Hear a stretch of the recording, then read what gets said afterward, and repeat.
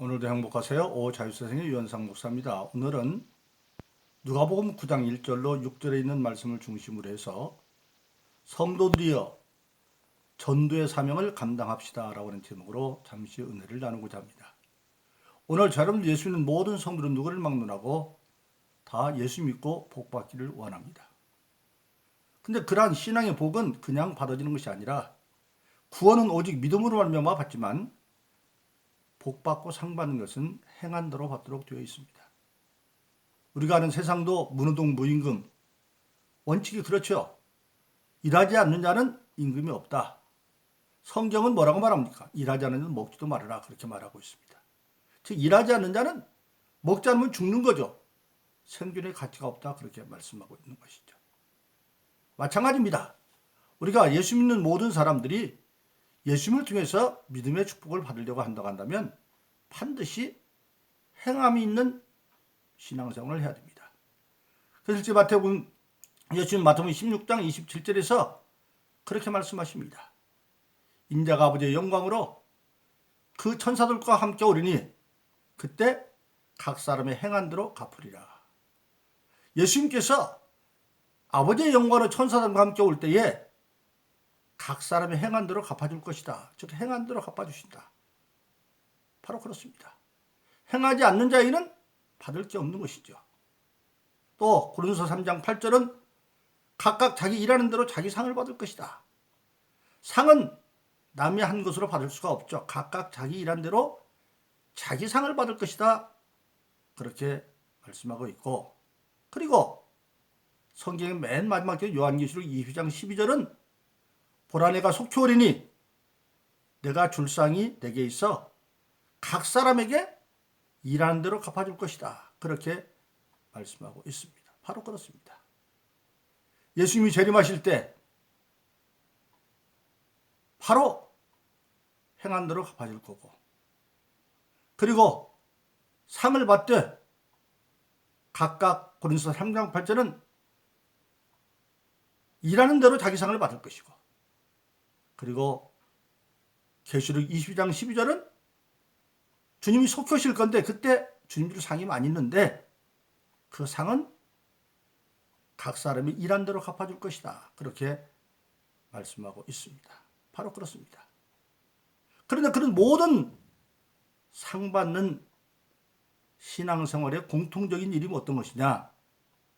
바로 전도하는 일입니다.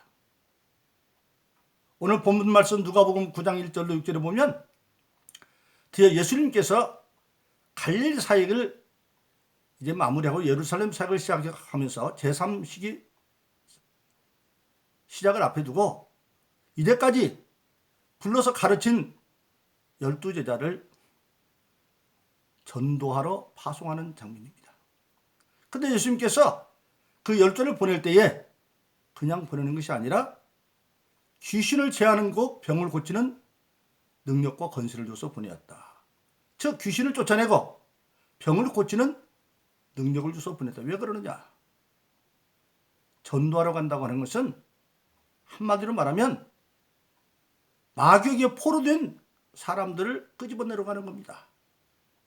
그래서 요한일서 3장 8절은 죄를 짓는 자는 마귀에게 속하나니, 우리 인간은 죄 짓지 않고 태어난 사람이 하나도 없어요. 인류성 아담으로 말미암아 죽을 죄를 지고 태어나기 전에 어머니 태중에서부터 죄 가운데 태어나요. 그래서 그걸 유전죄라고 말하죠. 그래서 시편 51편은 우리가 어머니 태중에서부터 죄 가운데 태어났다 그렇게 말하고 있습니다. 그래서 우리 모든 인류는 예수 믿고 죄사함 받기 전에는 다 죄인입니다. 그러니까 죄를 지는 마귀에게 속하나니, 지금 마귀에 속해 있는 자들을 가서 끄집어내는 거예요. 그게 전도입니다. 그런데 인간의 개인 능력 가지고는 마귀를 이길 힘이 없어요. 그래서 일찍이스가랴서 4장 6절은 인간의 힘을 안 되고 능을 안 되는다. 오직 하나님이 신을 준다 그렇게 말했어요. 그래서 예수님이 제자를 보내면서 그냥 보내면 전도를 할 수가 없어요. 왜? 마귀의 세력을 이길 수가 없으니까. 그래서 예수님이 12제자에게 귀신을 제하는 것과 병 고치는 능력과 권세를 줘서 보냈습니다. 마태복음 10장에서는 똑같이 제자들을 전도하러 보내면서 예수님 말씀하시기를 내가 너희를 보내는 것이 마치 이리 가운데 보내는 양과 같다. 악한 마귀에서는 일이라고 한다면 12제자는 양에 불과하다는 겁니다. 어떻게 양이 늑대를 이길 수 있어요? 그러니까 늑대를 이기기 위해서는 예수님이 가지신 신적 권세인 귀신 쫓아내는 능력과 그리고 병 고치는 능력을 주어서 보내는 겁니다. 그래서 제자들이 나가서 전도사를 하는 것이죠. 그런데 그 예수님께서 이제 십자가에 못 박히고 부활하셨습니다. 부활한 안식 후 첫날 제자들이 겁이 나가지고 문을 걸어 잠그고 숨어 있습니다. 예수님 십자가 못 박이 죽인 대사장과 서기관과 바리새인들이 겁나가지고 지금 문을 잠그고 그 안에 숨어 있어요. 근데 그 예수님께서 부활하셨기 때문에 문을 열어주지 않아도 이제는 쑥 초월자로 들어가셔서 너에게 평강이 있을지어다. 그리고 못 박힌 손과 옆구리를 보이니까 제자들이 기뻐하니까 다시 말하노니 너에게 평강이 있을지라. 그리고 말씀하시기를 아버지가 나를 보낸 것 같이 나도 너희를 보낸다. 즉 하나님께서 예수님을 이 땅에 보내신 건 뭡니까? 모든 아담과 아담의 모든 인류의 죄를 대속하기 위해서 보냈고 그 모든 인류를 대속한 예수님께서 이제는 그 예수를 대속된 예수를 하나님이 예수님을 땅에 보낸 것처럼 예수님이 그들을 보낸다는 겁니다. 그래서 사도라고 하는 말은 바로 보냄을 받은 자라는 뜻이죠. 그러면서 그냥 보내면 안 되니까 성령을 받으라. 숨을 내쉬면 성령을 받으라. 이미 주님은 십자가에서 모든 죄를 대속했기 때문에 예수 믿는 자들은 다 성령 받을 수가 있습니다. 성령을 받으라. 그러면서 네가 누구든지 사면 나도 사고 그대로는 그대로 둔다. 왜? 모든 사람들은 지금 마귀에게 죄의 포로로 되어 있는데 그 마귀의 포로되어 있는 그를 끄집어내려면 죄의 문제를 해결하지 않고는 안 돼요. 그래서 예수님이 공생애 중에서 침상채 들고 온 중풍자를 보고 소자에 대해 죄사함 받았느니라. 죄를 사하고 병을 고치는 것처럼 죄사하는 권세를 성령 받은 자들이 주시면서 전도를 하는 겁니다. 마치 오늘 본문에서 12제를 보내면서 귀신을 제하는 것과 병 고치는 능력과 권세를 주는 것과 똑같은 것이죠. 그렇게 말씀하신 주님께서 이제 사도행전 1장 8절에 보면 예수 믿고 거듭난 자는 다 성령을 선물로 받습니다. 사도행전 2장 38절에 보면 베드로의 설교를 듣고 우리가 어찌할꼬 회개하는 자들에게 하나님은 베드로를 통해서 말씀하시죠. 너희가 각각 회개하여 예수 이름으로 세례를 받고 죄사함을 얻으라. 그리하면 성령을 선물로 받을 것이다. 오늘 예수 믿는다고 하는 사람들은 바로 교회만 다니는 사람이 아니라 예수 믿고 성령을 받은 자들입니다. 일제 예수님 요한복음 3장 5절에서 물과 성령으로 거듭나 결단코 하나님대로 못 들어 물과 성령으로 거듭나야 된다. 하나님 말씀을 듣고 믿음으로 성령으로 거듭난 자. 그 성령을 받으면 사도행전 1장 8절은 너희가 성령을 받으면 권능을 받고 예루살렘과 유대와 사마리아 땅까지 너희 증인이 될 것이다. 예수님이 우리 대속주라고 하는 증인이 될 것이다. 예수를 전하는 겁니다. 그래서 가까이 예루살렘 현실적으로 본다면 내 생활의 근거지, 내 가족들, 친척들, 그리고 내가 사는 가까운 생활의 근거지에 대해서 부시러졌어. 유다, 비유하는 우리나라 말하면 남한 땅 같은 곳, 사마리아, 북왕조 같은 곳, 이스라엘의 우리 북한 같은 곳, 그리고 땅끝 세계 선교. 그렇게 각자 분기에 따라서 있는 자리에서 예루살렘과 유다, 사마리아 땅끝에 내 증인이 될 것이다. 그렇게 말씀하셨습니다. 그러고 나서 예수를 전하는 들이 전하면 궁극적으로 그 전한 말을 듣고 로마서 10장 10절이면 마음으로 믿어져서 성경의 마음은 항상 인격적입니다. 지정의 진리 말을 깨닫고 정 받아들이고 드디어 의 결단해서 마음으로 믿어 의에 이르고 입으로 신을 구원에 이른다.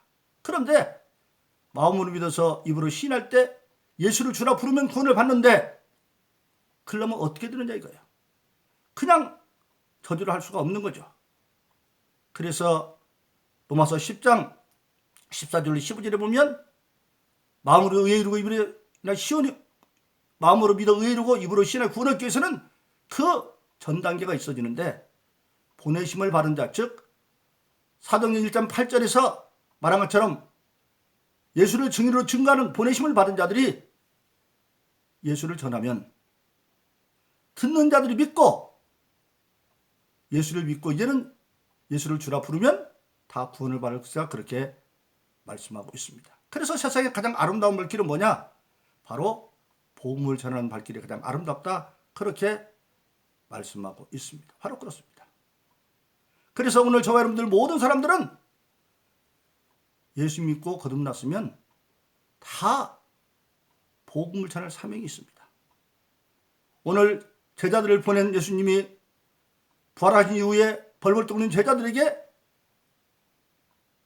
전도의 사명을 주고 그리고 성령 받은 누구나 다 권능받고 예루살렘에서 3일 동안 내 증인이라 말씀하셨고 그 증인을 전하면 그 전한 것을 듣고 예수를 믿음으로 마음으로 믿어 의에 이르고 입으로 주를 시인해서 구원받는다. 그렇게 말씀하고 있습니다. 바로 그렇습니다. 그래서 이 전도야말로 모든 예수 믿고 성령 받은 성도들이 감당해야 할 공통적인 일이라고 하는 사실입니다. 그래서 모든 신앙인은 전도하는 건 마땅한 의무요 본분입니다. 그래서 고린도전서 9장 16절은 이렇게 말합니다. 내가 복음을 전할지라도 자랑할 것이 없으면 내가 부득불 할 것입니다.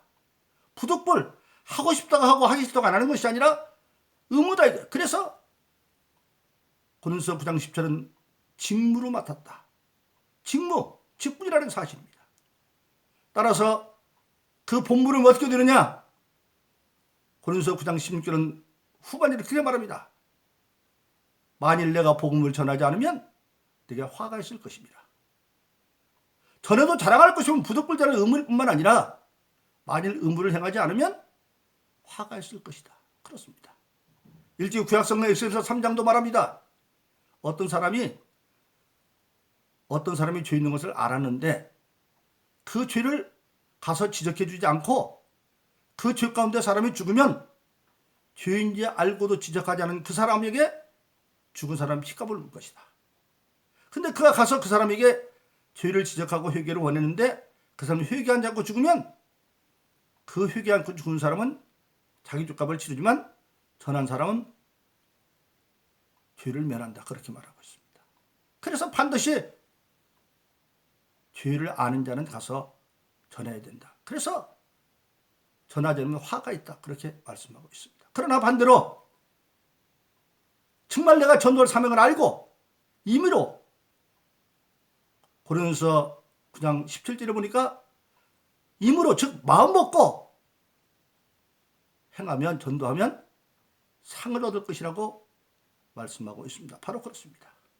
그래서 오늘 저와 여러분들은 예수 믿고 예수님으로부터 복이나 상을 받으려고 한다면 일을 해야 되는데 그 가운데 가장 공통적인 일이 바로 전도하는 일입니다.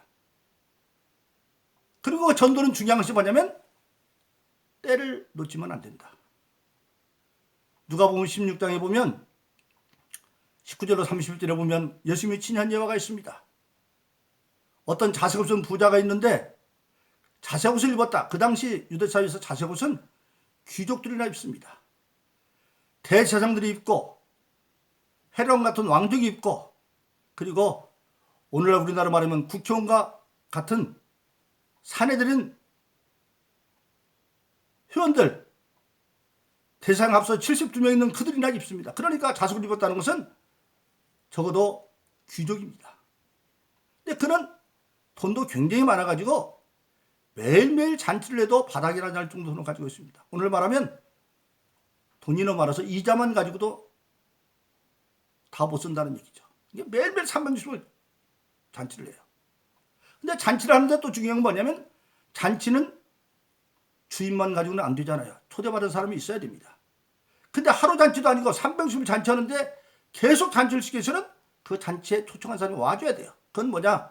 이 사람은 인간관계에도 굉장히 성공한 사람이다. 그리고 성경에 보면 형제도 5이 있고 아버지도 있습니다. 그런데 그 잔치집 문 밖에는 나사로로 가는 거지가 있습니다. 근데 놀라운 것은 그 자식 없을 사람은 세상적으로 유명한 사람 이름이 없어요. 나사로는 거지에다가 병들어 있습니다. 근데 거기 왜 있느냐? 스스로 병들어서 생활 문제를 해결할 수 없으니까 그 잔치집에 나오는 부스라도 좀 주워 먹으려고 연명하려고 거기 앉아 있는데 그 다리에서 진물에 오미나니까 심지어는 그 부잣집에 개들이 와서 핥을 정도로 그렇게 고통받고 있습니다. 그런데 그곳에 종종 모세와 선지자들, 오늘 말하면 전도자들이 가서 전도를 합니다. 아마 그들은 낙원과 지옥, 천국과 지옥에 대해서 말했을 거예요. 하나님 됐죠. 그런데 그들은 콧방귀도 안 낍니다. 그런데 나사로는 거기서 복음을 받아들였어요. 근데 때가 되자 나사로도 죽었고 그 부자도 죽었습니다. 근데 나사로는 천사들이 받들려 아브라함 품에 갔는데 그 자식은 부자는 펄펄 끓는 불길에 음부로 갔어요. 육신을 쏟아 영혼이. 근데 그 음부에 가보니까 육신이 없는데도 물 한 방울 없고 영만 갔는데도 육신일 때 똑같은 고통을 느껴요. 근데 눈 들어보니까 자기 집에서 집 앞에서 거지로 살던 나사로가 아브라함의 품에 있는 게 편안히 있는 거예요. 그러니까 이 자손 부자가 말합니다. 아버지 아브라함이야, 내 부탁이 있습니다. 그 나사로한테 손에 물 좀 찍어다가 내 입술에 좀 적셔주게 했어요. 그 사람 인격도 있어요. 그가 살았을 때 그 나사로 거지에게 밥 한 상 따뜻하게 차린 적이 없어요. 아마 그랬다면 물 한 컵이라도 달라고 했겠죠. 그러니까 아브라함이 그럽니다. 너는 세상에 둘 거 다 누렸고 나사로는 그렇지 않으니까 이게 합당하다. 그리고 설령 내가 너한테 가고 싶어도 너와 나 쓰는 큰 건널 수 없는 구덩이 갭이 있어서 갈 수가 없다. 그러니까 그때 그 부자가 부탁을 합니다. 아버지 아브라함이 부탁이 있습니다. 그러면 저 나사로를 살려서 우리 집에 좀 보내세요. 우리 집 사람이 다 저를 아는데 내 집에 가면 내 5 형제가 있는데 그들에게 내가 오늘 이 음부에서 불꽃 가운데 고민하는 걸 좀 전해주어서 그들로 회개하여 여기 오지 않게 해주세요.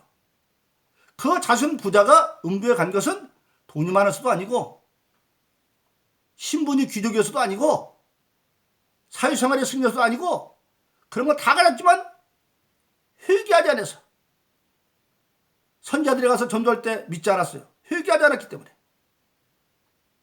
그러나 나사로는 회개했기 때문에 간 겁니다. 그리고 하나님 앞에서는 회개한 자의 이름은 기억되지만 세상에 아무리 모든 걸 가졌어도 회개하지 않는 자는 하나님이 기억도 안 한다는 사실입니다.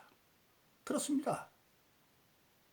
이사야서 보면 새로운 신전 시대가 올 때는 땅의 것을 생각도 안 한다고 그랬어요. 그러니까 그 음부에 있는 부자가 부탁을 합니다. 그러면 아버지 아버님이요, 나사로를 잠깐 살려서 우리 집에 보내세요.